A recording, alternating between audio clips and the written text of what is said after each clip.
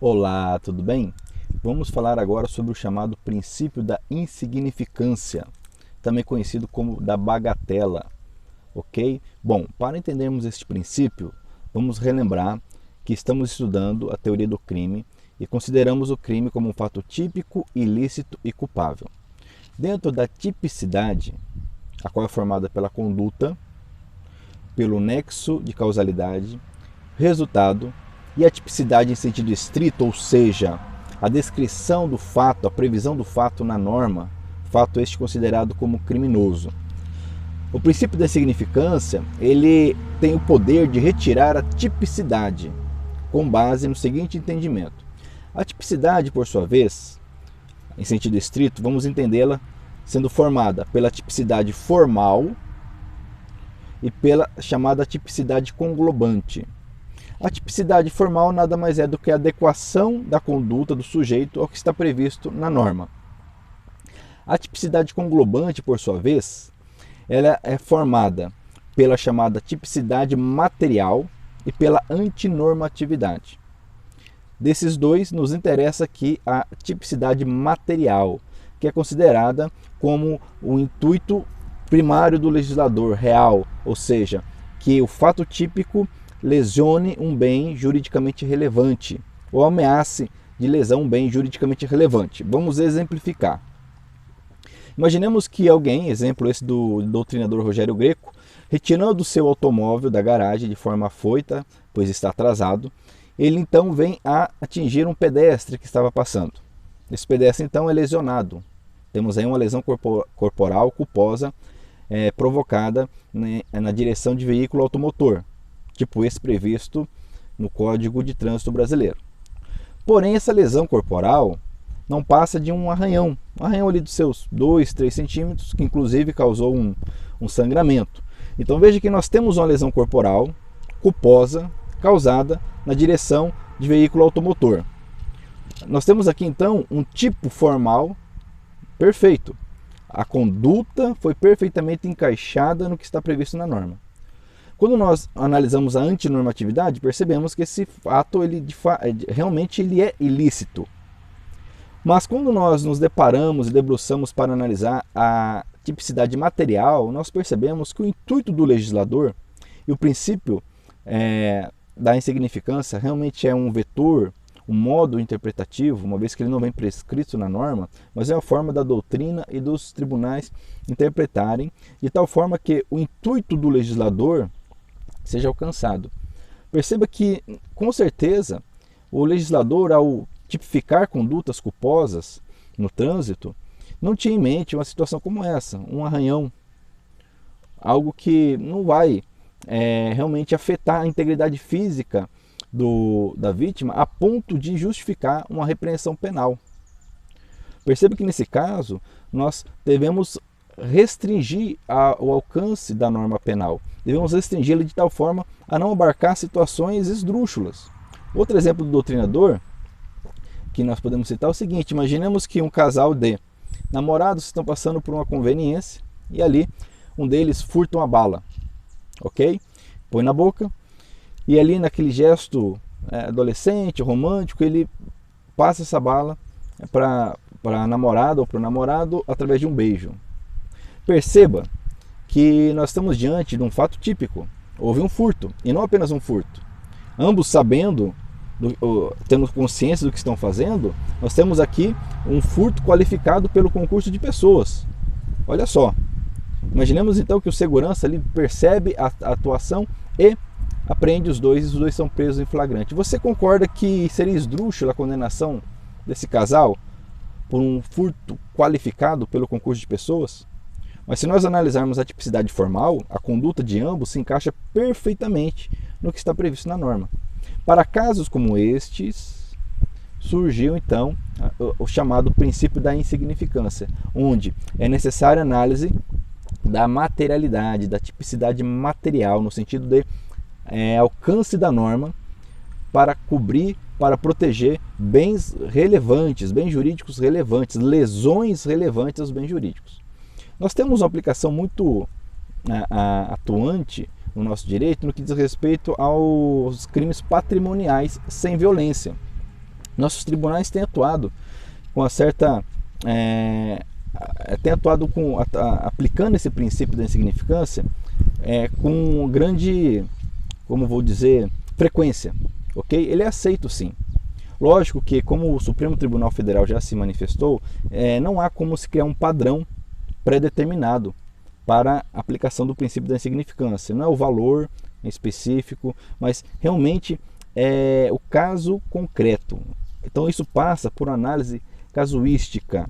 Tem que se analisar aquele fato, o contexto social, contexto econômico, as características do agente que está realizando. Então, por exemplo, a reincidência tem sido um dos impedimentos para a aplicação do princípio da insignificância, muito embora nem isso seja absoluto.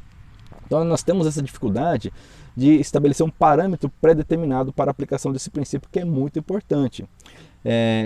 Como eu disse, nos crimes patrimoniais sem violência, ele é muito bem aceito. Quando nós falamos em violência, nós não temos como aplicar esse princípio, porque nós temos uma ofensividade maior. Um parâmetro que os tribunais utilizam, o Supremo trouxe esse parâmetro, acerca da periculosidade, da ofensividade, da lesividade da conduta. Então isso deve ser analisado no caso concreto. Quer ver? O Supremo então ele determina que diante de um caso concreto nós podemos utilizar 4 vetores, que é difícil também diferenciá-los. Parece que estamos falando a mesma coisa, mas o Supremo coloca da seguinte forma: primeiro eu analiso a periculosidade. Se eu estou diante de uma evidente ausência de periculosidade, eu posso continuar a análise. Também se fala em reprovação, reprovabilidade. Então, se eu tenho um reduzido grau de reprovabilidade da conduta, eu continuo a análise.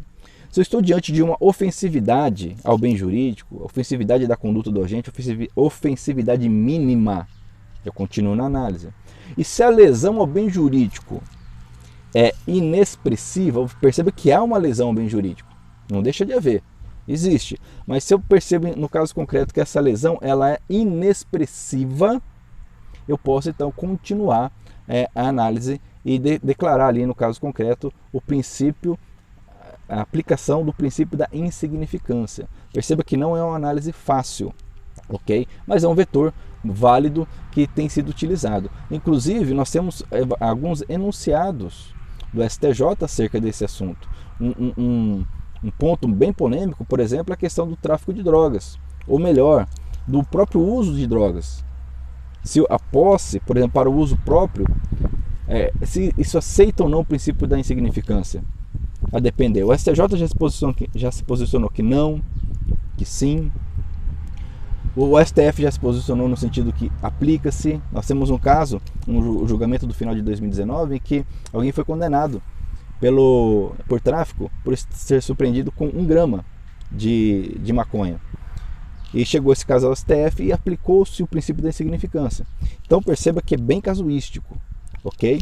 E já para encerrar esse vídeo, eu vou trazer aqui alguns enunciados do STJ muito importantes acerca da aplicação e da não aplicação desse princípio da ofensividade. Por exemplo, no contexto de Maria da Penha, da Lei Maria da Penha, ou seja, de crimes contra a mulher, já não há que se falar nesse princípio devido à alta reprovabilidade. Infelizmente, nossa realidade demonstra que isso ainda é um hábito infeliz na nossa cultura. Então, por conta disso, para combater esse tipo de conduta, se entende que não se aplica. Então, nós temos o enunciado 589 da súmula do STJ que diz: é inaplicável o princípio da insignificância nos crimes ou contravenções penais praticados contra a mulher no âmbito das relações domésticas. Outro enunciado, 599. O princípio da insignificância é inaplicável aos crimes contra a administração pública, devido ali o valor envolvido, que é a administração da coletividade. Então perceba o seguinte, que mesmo nesse caso nós temos exceção na jurisprudência, mas existe esse enunciado. Súmula 606, que diz: não se aplica o princípio da insignificância a casos de transmissão clandestina de sinal de internet via radiofrequência, que é um fato típico previsto no artigo 183 da Lei 9472. Então, esse princípio da insignificância, você percebe que volta e meia os tribunais se debruçam sobre ele. E não é fácil ferir isso no caso concreto. Mesmo esses enunciados, nós podemos encontrar exceções aos mesmos na jurisprudência. Mas o que você deve guardar? Entenda, o princípio da insignificância é um vetor para se restringir o direito penal, para não levarmos a situações absurdas. Então não basta a tipicidade. A tipicidade ela deve ser formal, ou seja, há uma adequação da conduta ao que está descrito na norma. Mas além disto, eu preciso da tipicidade material, ou seja, compreender se a lesão presente ela possui expressividade suficiente para atrair a sanção penal. Ok? E com isso nós concluímos essa breve análise desse princípio tão importante, princípio da insignificância, também conhecido como princípio da bagatela, que gera os chamados crimes bagatelares. Ok? Ele é aplicável sim no nosso direito, de forma casuística, em regra em crimes patrimoniais que não envolvem violência, ok? E se esse vídeo acresceu algo ao seu conhecimento, se você gostou desse vídeo, não esqueça de curti-lo, compartilhá-lo, comentários são importantes, esse é um assunto que gera muita dúvida, muitos comentários, e também se inscrever no nosso canal, porque sempre estamos postando vídeos sobre assuntos do direito penal, temas de processo penal, também direito internacional, comentários às súmulas do STJ e do TSE e do STF. Ok? Então, muito obrigado e até o próximo vídeo.